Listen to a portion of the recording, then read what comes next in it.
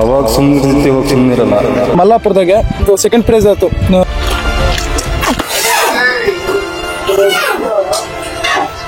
ದೀಪಾವಳಿ ಹಬ್ಬವನ್ನ ತುಂಬಾ ಗ್ರ್ಯಾಂಡ್ ಆಗಿ ಮಾಡಿ ಇಡೀ ಕಲ್ಪನೆ ಹಬ್ಬ ಹೆಸರನ್ನ ಮಾಡಿರುವಂತ ಹೋರಿ ಹತ್ರ ನಾವಿದ್ದೀವಿ.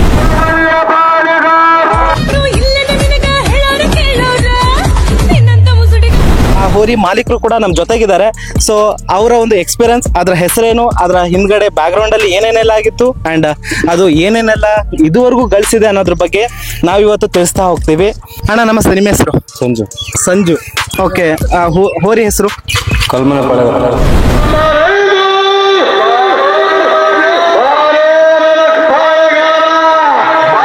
ಕಲ್ಮನೆ ಪಾಳೆಗಾರ. ಎಷ್ಟು ವರ್ಷದಿಂದ ನೀವು ಆ ಹೋರಿ ಮಾಡ್ತಿದ್ರ? 8 ವರ್ಷದಿಂದ.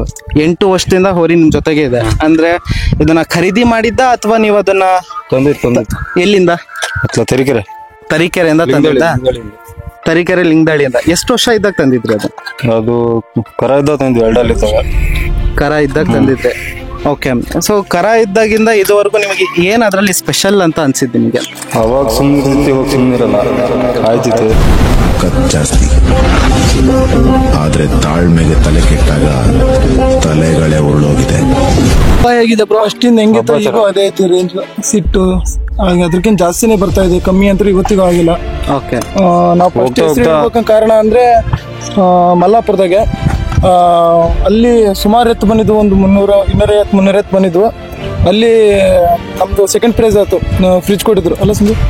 ಸೆಕೆಂಡ್ ಪ್ರೈಸ್ ಆಯ್ತು, ಫ್ರಿಜ್ ಕೊಟ್ಟಿದ್ರು. ಅದೇ ಫಸ್ಟ್ ಟೈಮ್ ನಾವು ಹೊರಗೆ ಊರ ಹಬ್ಬ ದೊಡ್ಡ ಹಬ್ಬಕ್ಕೆ ಹಾಕಿದ್ದಂದ್ರೆ. ಓಕೆ,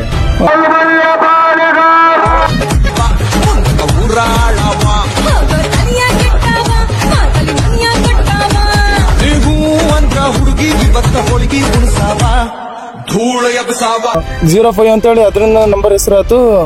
ಅದೇ ನಂಬರ್ ಫಿಕ್ಸ್ ಮಾಡಿದ್ವಿ, ಪಾಳೆಗಾರ ಅಂತ. ಅದನ್ನೇ ಇವಾಗ ಎಲ್ಲಿ ಹೋದ್ರು ಕೂಡ ನೀವು ಚಾಸಿಂಗ್ ನಂಬರ್ ಆಗಿ 05 ಯೂಸ್ ಮಾಡ್ತೀರಾ. ಓಕೆ, ಎಲ್ಲೆಲ್ಲಿ ಇದುವರೆಗೂ ಎಲ್ಲೆಲ್ಲೆಲ್ಲ ಹಬ್ಬ ಮಾಡಿದ್ರೆ? ಸುಮಾರು ಕಡೆ ಮಾಡಿ. ಕೊನಗನಹಳ್ಳಿ, ಮಲ್ಲಾಪುರ, ಮಾದಾಪುರ,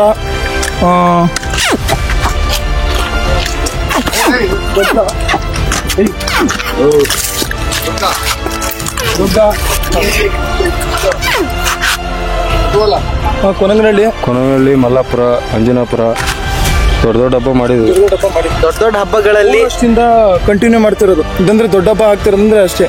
ಒಂದ್ 3 ಹಬ್ಬ, 4 ಹಬ್ಬ, 5 ಹಬ್ಬ, 3 ವರ್ಷದಿಂದ ಕಂಟಿನ್ಯೂಸ್ಲಿ ಹಬ್ಬ ಮಾಡಿರೋದಂದ್ರೆ ನಾವು ಅಷ್ಟೇ. ಆ ಹೋರಿ ಎಷ್ಟು ಪ್ರೈಸ್ ಗಳನ್ನ ಗೆದ್ದಿದೆ ಅಂತ ಹೇಳಿ ತುಂಬಾ ಜನ ಇವಾಗ ನಮ್ಮ ವೀಕ್ಷಕರು ನೋಡ್ತಾ ಇರ್ತಾರೆ. ತುಂಬಾ ಅಖಾಡಗಳಲ್ಲಿ ನಾಳೆಯಿಂದ ಹಬ್ಬಗಳು ಸ್ಟಾರ್ಟ್ ಆಗ್ತಿದ್ದಾವೆ. ಸೊ ಅಲ್ಲೆಲ್ಲ ಯಾವ್ಯಾವ ಅಖಾಡಗಳಲ್ಲಿ ನೀವು ಬಿಡ್ಬೇಕಂತ ಅನ್ಕೊಂಡಿದ್ದೀರಾ, ಮತ್ತೆ ಎಷ್ಟೆಷ್ಟು ಪ್ರೈಸ್ ಗಳನ್ನ ಗೆದ್ದಿದ್ದೀರಾ ಅನ್ನೋದ್ರ ಬಗ್ಗೆ ಒಂದ್ ಸ್ವಲ್ಪ ಹೇಳಿ. ನಾವು ಫಸ್ಟ್ ಫ್ರೇಜಿಗೆ ಹಬ್ಬ ಮಾಡಲ್ಲ, ಒಟ್ಟು ಹುಡುಗರು ಎಲ್ಲಿ ಹಾಕ್ಬೇಕು ಅಂತಾರೋ ಅಲ್ಲಿ ಹಾಕ್ತಿವಿ. ಈಗ ಗೆದ್ದಿರೋದಂದ್ರೆ 2 ಫ್ರಿಜ್ಜು, ಒಂದ್ 4 ಡ್ರೆಸ್ಸಿಂಗ್ ಟೇಬಲ್, ಒಂದ್ 5-6 ಗಾಡ್ರೇಜು, ಆಮೇಲೆ ಒಂದು 3 ಟಿವಿ. ಏನಪ್ಪಾ ಅಂದ್ರೆ ಬಂಗಾರ, ಬೈಕು ಯೂಸ್ ಹೊಡೆದಿಲ್ಲ. ಅಂಜನಾಪುರದಾಗೆ ಹೋದ್ಸರಿ ಮಿಸ್ ಆಯ್ತು ಅಷ್ಟೇ. ಓಕೆ, ಈಗ ಹೋರಿ ಹಿಡಿಯೋರಿಗೆ ಏನ್ ಹೇಳಕ್ ಇಷ್ಟಪಡ್ತೀರಾ?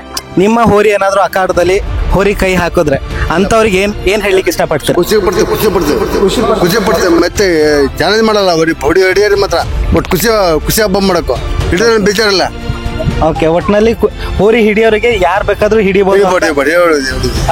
ಏನಂತ ನೀವು ಚಾಲೆಂಜ್ ಮಾಡ್ಬೋದು ನೆಕ್ಸ್ಟ್? ಈಗ ಎತ್ತು ಅದನ್ನ ಚಾಲೆಂಜ್ ಮಾಡಕ್ಕಲ್ಲ, ಎತ್ತಿನ ಮಂದಿ ಬಸವಣ್ಣ ಮಂದಿ ಅವ್ರ ಖುಷಿ ಇದ್ರೆ ನಾವು ಖುಷಿಗೆ ಬಿಡ್ತೇವೆ, ಖುಷಿಗೆ ಅವ್ರು ಹಿಡ್ಕಲ್ಲಿ ಅಷ್ಟೇ. ಮತ್ತೆ ಚಾಲೆಂಜ್ ಮಾಡಲ್ಲ ಹಂಗೆ ಹಿಂಗೆ ಸೌಂಡ್ ಬಟ್ರೆ ಮಾಡದ. ಹೈ ಸ್ಪೀಡ್ ಅಲ್ವಾ, ಸ್ಪೀಡ್ ಆಗಿ ಹೋಗತ್ತಲ್ವಾ, ಹಾಯ್ಕೊಂತ ಹೋಗತ್ತಾ, ಆಕ್ಷನ್ ವಿತ್ ಸ್ಪೀಡ್. ಕೆಲ್ಸಕ್ಕೆ ಅಡ್ಡ ಬಂದ್ರೆ ಬೋಟಿ ತೆಗ್ಬಿಡ್ತೀನಿ.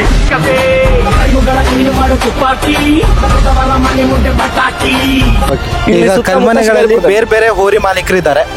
ಸೊ ಆ ಮಾಲೀಕರಿಗೆ ಏನ್ ಹೇಳಕ್ ಇಷ್ಟಪಡ್ತೀರಾ? ನೀವು ಒಂದು ಹೋರಿ ಮಾಲೀಕರಾಗಿ ಏನ್ ಹೇಳಕ್ ಇಷ್ಟಪಡ್ತೀರಾ? ನಮ್ಮೂರಾಗೂ ಸುಮಾರು ಎತ್ತು ಕಟ್ಟಿದ್ದಾರೆ, ಒಳ್ಳೆ ಫೇಮಸ್ ಇತ್ತು, ಒಳ್ಳೆ ರೇಟಿನ ಇರೋವು. 2 ಲಕ್ಷ 3 ಲಕ್ಷನ ಎತ್ತು ಕಟ್ಟಾರೆ.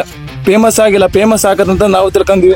ನಮ್ಮ ಎತ್ತು ಸುಮಾರು ವರ್ಷದಿಂದ ಹಬ್ಬ ಮಾಡಕತ್ತೀವಿ, ಈ ವರ್ಷ ಫೇಮಸ್ ಆಗಿದೆ. ಓಕೆ, ಇದೊಂಥರ ಖುಷಿ ವಿಚಾರ. ಎಲ್ಲರ ಎತ್ತು ನಮ್ಮ ಕಲ್ಮನೆ ಎಲ್ಲ ಎತ್ತು ಬೆಳೀಲಿ, ನಮ್ಮ ಊರು ಹಿಂಗೆ ಇರ್ಲಿ ಅಂತ. ಒಳ್ಳೆ ಮಾತುಗಳು.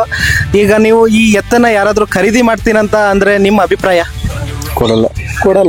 ಕೊಡಲ್ಲ ಅಂದ್ರೆ ಅಕಸ್ಮಾತ್ ಖರೀದಿ ಮಾಡಕ್ ಬಂದ್ರೆ ಯಾವ ರೇಟಿಂಗ್ ನೀವು ಎಕ್ಸ್ಪೆಕ್ಟ್ ಮಾಡ್ಬೋದು?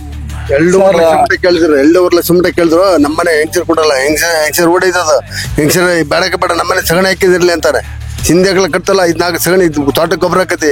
Charging to frailly fear apart. ನಾ 28,000 ಕೊಡ್ತೀವಿ ತಡಿಕೇರಿ ಲಿಂಗಳ್ಳಿಗೆ.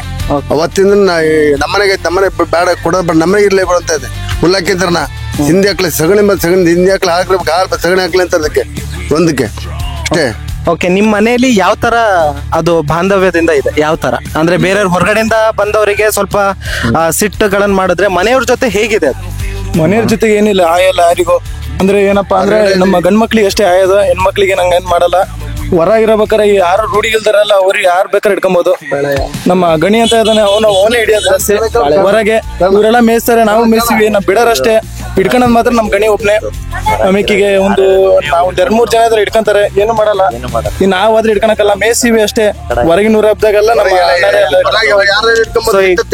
ಈಗ ನಮ್ಮ ವೀಕ್ಷಕರು ನಿಮ್ಮ ಹೋರಿ ಹಬ್ಬನ ನೋಡ್ಬೇಕು ಅಂದ್ರೆ ಎಲ್ಲೆಲ್ಲೂ ಈ ಸಲ ಎಕ್ಸ್ಪೆಕ್ಟ್ ಮಾಡ್ಬೋದು?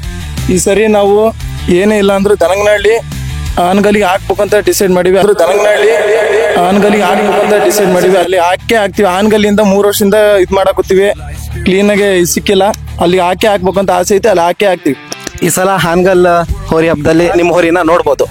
ಆನ್ಗಲ್ಲು ದನಗಳಲ್ಲಿ ಹಾಕ್ತಿವಿ. ನಂಬರ್ 5 ಹೋರಿನ ಹಾನಗಲ್ಲಲ್ಲಿ ಫ್ಯಾನ್ಸಿ ನಂಬರ್ 5 ನಾವು ಈ ಸಲ ಪಾಳೆಗಾರ ನೋಡ್ಬೋದು.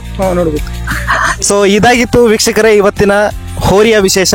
ಕಲ್ಮನೆಯ ಪಾಳೆಗಾರನ ನೀವೇನಾದ್ರೂ ನೋಡ್ಬೇಕು ಅಂತ ಆಸೆ ಪಟ್ರೆ ಡೈರೆಕ್ಟ್ ಆಗಿ ಮೊದಲನೇ ದಿನ ಹಬ್ಬ ನೀವು ಕಲ್ಮನೆನೆ ಬಂದು ನೋಡ್ಬೋದು. ನಿನಗೆ ಯಾರು ಕಳ್ಸಿದ್ರು ಅವ್ರಿಗೋಗಿ ಹೇಳು, ನನ್ನ ಟಚ್ ಮಾಡಬೇಕು ಅನ್ಕೊಳ್ಳೋದ್ರಲ್ಲಿ ತಪ್ಪೇ ಇಲ್ಲ, ಆದ್ರೆ ಟಚ್ ಮಾಡ್ಬೋದು ಅನ್ಕೊಳ್ಳೋದಿದೆಯಲ್ಲ ತಪ್ಪು, ತಪ್ಪು. ಸೊ ಅದ್ಭುತವಾದಂತಹ ಹಬ್ಬವನ್ನ ಮಾಡುತ್ತೆ. ಅಂಡ್ ನಿಮಗೆ ಎಂಟರ್ಟೈನ್ ಸಿಗೋದಂತರೂ 100ಗೆ 200% ನಿಮಗೆ ಎಂಟರ್ಟೈನ್ಮೆಂಟ್ ಸಿಗುತ್ತೆ. ಸೊ ಇಷ್ಟಾಗಿತ್ತು ಹೋರಿ ಮಾಲೀಕರ ಮಾತುಗಳು. ಸೊ ಹೀಗೆ ಹೊಸ ವಿಡಿಯೋಸ್ಗಳನ್ನ ಹೀಗೆ ಬೇರೆ ಬೇರೆ ಹೊಸ ಎತ್ತುಗಳನ್ನ, ಹೊಸ ಹೋರಿಗಳನ್ನ ನಿಮಗೆ ಪರಿಚಯ ಮಾಡಿಸ್ತಾ ಹೋಗ್ತೀವಿ. ಮುಂದಿನ ಹೋರಿ ಯಾವ್ದು ಬೇಕು ಅನ್ನೋದನ್ನ ಕಾಮೆಂಟ್ ಬಾಕ್ಸಲ್ಲಿ ಮಾಡಿ ಅಂತ ಹೇಳ್ತಾ ಈ ವಿಡಿಯೋನ ಇಲ್ಲಿಗೆ ಮುಗಿಸ್ತಾ ಇದ್ದೀನಿ.